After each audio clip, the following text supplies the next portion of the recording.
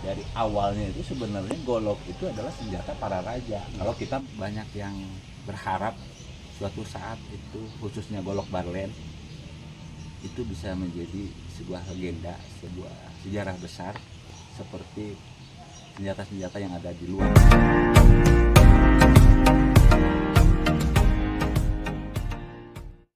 Assalamualaikum warahmatullahi wabarakatuh.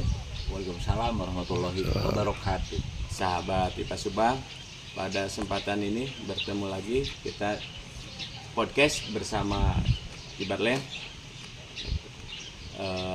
Podcast apa yang akan kita bahas pada kesempatan ini? Kita ngobrol-ngobrol ringan aja. Oke sahabat, jangan lupa bahagia. Oke sahabat, beberapa minggu yang lalu di Barlen diundang ke Bogor. Nah, coba Ki bisa diceritakan Ki pengalamannya Ki nih di Barlen di Bogor itu ngapain saja sih? Kita ini pecinta Ki Barlen nih, banyak bertanya-tanya nih ya. Ki Barlen ngapain nih di Bogor kan? Ya terima kasih sahabat IPA Subang semua, selamat siang gitu ya. Mudah-mudahan pertemuan kita lebih berkah lagi ya. Bagaimana barusan Pak IPA sendiri menanyakan kondisi kami selaku penggiat golok Barlen. Kemarin ada kegiatan bersama kurang lebih 90 lestari budaya golok di Indonesia gitu Pak ya, berkumpul di Bogor, yaitu di Bogor Creative Center, itu di sekitaran Istana Bogor. Kebetulan kita menggelar acara yaitu golok to UNESCO, jadi menjadikan golok menjadi warisan budaya dunia gitu ya. UNESCO adalah badan PBB yang menaungi warisan budaya dunia gitu. Dan kemarin kita berusaha dan berupaya untuk menjadikan golok ini lebih diakui gitu kan, menjadi sejarah atau menjadi warisan budaya dunia seperti itu Pak.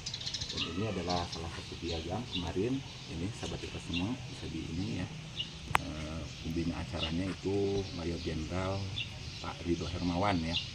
Jadi beliau adalah pembina golok sepuh Indonesia dari Lemhanas. Dan alhamdulillah Pak Ipa kemarin kita juga sekalian launching golok pesona golok Pasundan gitu. Jadi sekaligus selain kita meluncing golok to UNESCO, kita juga meluncing ini adalah buku pesona golok Pasundan, dan di dalamnya ini mencakup semua sejarah golok Indonesia Pak Ipa. Karya siapa? Ini yang menulisnya itu Insinyur Gatut Susanto dan kawan-kawan, 7 penulis lainnya, dan ketua penulisnya Pak Gatut. Pak Gatut adalah penulis yang karyanya sudah 40 lebih buku sudah ditulis sama beliau. Gitu. Mungkin itu saja. Terus kemarin juga kita ngadain seminar juga di sana, seminar golok wawasan kebangsaan. Terus kita mengundang anak-anak sekolah supaya lebih mengenal dan mencintai budaya khususnya golok tentunya. Itu aja. Ketemu siapa aja Ki? Kemarin nih. Kemarin pas acara kita ya kebetulan tokoh-tokoh nasional juga hadir Pak ya. Kita juga diburu juga oleh Nyidenok Dayak ya, Putri Dayak juga, terus semua Lemhanas juga, Kang Ken yang meranin Wiro Sableng juga hadir, terus para deputi, para rektor universitas terkemuka bahkan di buku ini. Nah bisa dilihat bahwa ini ada dari rektor IPB, UI dan sebagainya, semua hadir di acara kita. Terus kemarin juga ada festival silat juga Pak Ipa di sana. Jadi semua perguruan silat di Jawa Barat khususnya itu waktu itu kemarin hadir ya. Dan sebagai juara umum kebetulan itu IPSI Tangsel gitu ya. Salam U25 Ketua IPSI Tangsel Tangerang Selatan, U25 Andi ya. Salam hormat dari kami Golok Barlen. Ki, terima kasih sudah bercerita tentang aktivitas Aki kemarin di Bogor. Selanjutnya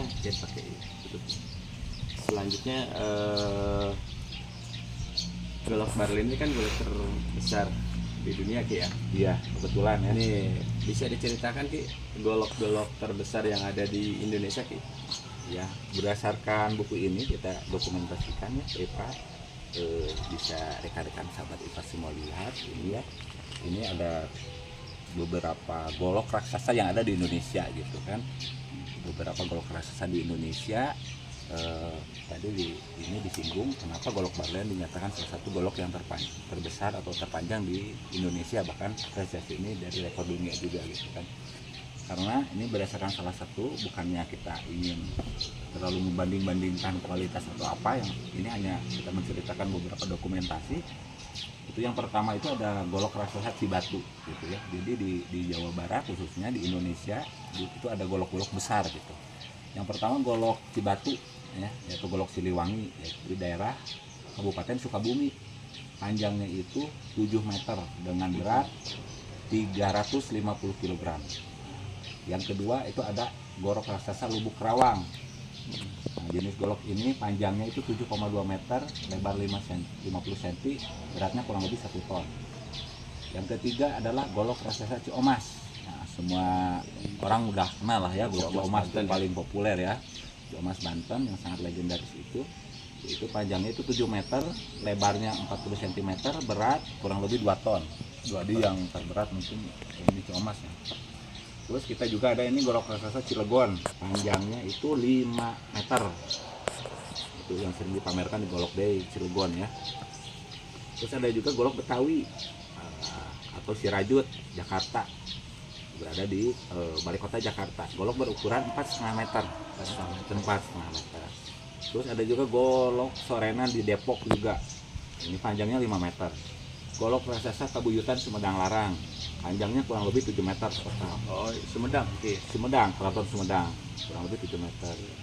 Itu golok raksasa Kabuyutan Sumedang Larang. Dan yang terakhir golok terpanjang tentunya kebetulan golok raksasa Golok Barlen, sepanjang 13 meter, dan kebetulan saya menjadi salah satu inisiator golok tersebut. Ya, mungkin itu saja apa yang ada di dokumentasi buku ini gitu ya. Jadi yang minat buku silahkan bisa japri langsung ya ke sahabat IPA Subang tentunya gitu kan. Ini bukunya. Ya, jadi di buku ini menceritakan pesona golok Pasundan ya. Pasundan. Termasuk di dalamnya ada Golok Barlen, menceritakan golok-golok raksasa golok raksasa yang ada di Pasundan. Pasundan. Salah satunya adalah Golok Barlen golok Barlen. Jadi kenapa golok Barlen panjang di Indonesia bahkan dunia? Indonesia bahkan dunia karena emang Dari dari ukurannya semua golok yang terpanjang emang golok Barlen ya. yang terpanjang kebetulan seperti itu. Kalau Subang itu kan kita udah ada beberapa buku tentang sejarah golok, dan golok Barlen juga menjadi salah satu narasumbernya di awal. Nah, kan kalau kita misalkan dilihat di manuskrip kuno gitu ya, ini bisa dilihat tahunnya itu tahun lembar ke-17 tahun 1518 ya. Dan kebetulan kemarin kita bikin golok terpanjang itu golok Barlen Ciung Wanara itu tahunnya itu 2017 akhir ya. Pas 500 tahun yang 500 berulang gitu kan. Pas 500 tahun sejarah ini pun kembali terpecahkan rekornya pas kita Barlen. kebetulan ya golok Barlen itu.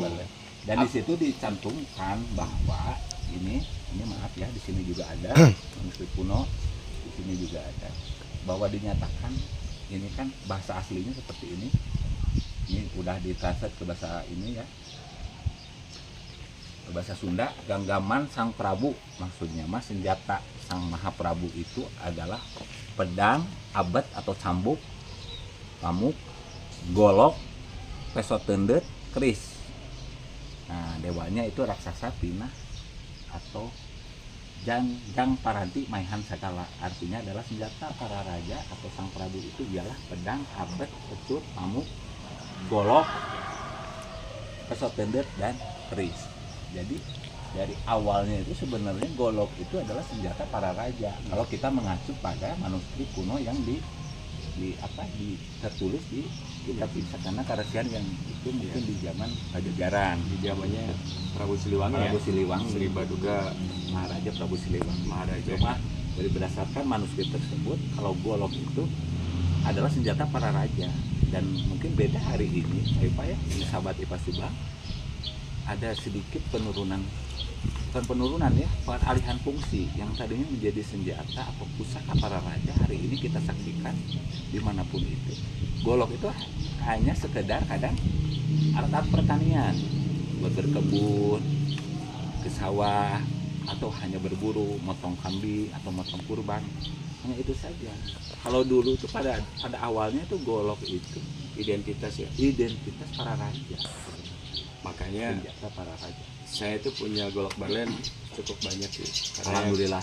yang satu untuk pajangan Iya, karena itu bisa dikatakan jimat. Aha. jimatnya Kenapa jimat? Karena itu goloknya langsung dari Ki Barlen. alhamdulillah ya, berkah ya buat Ada yang semua. buat bertani kan.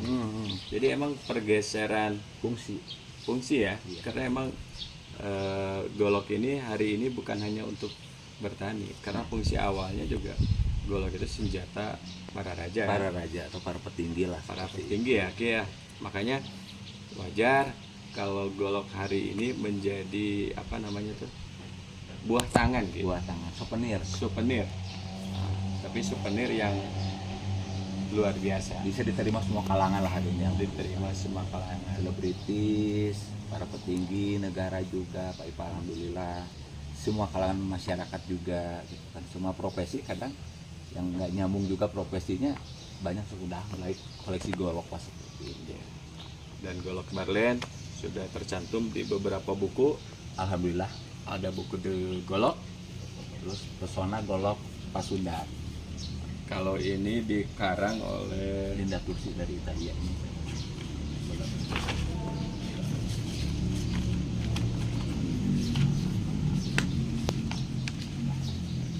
dokumentasi golok Ki Barlen ya, orang Itali udah.